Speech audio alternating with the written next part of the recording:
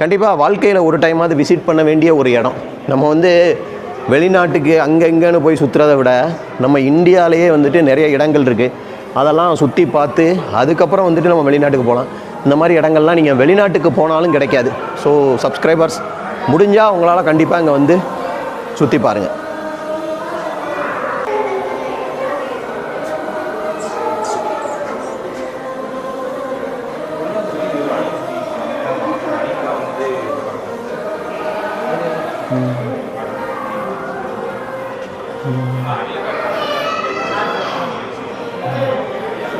இது வந்து இந்த நரசிம்ம அவதாரம் அதோட சிலை பாருங்கள்.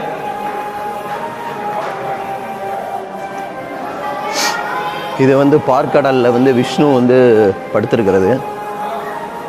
ஓகே,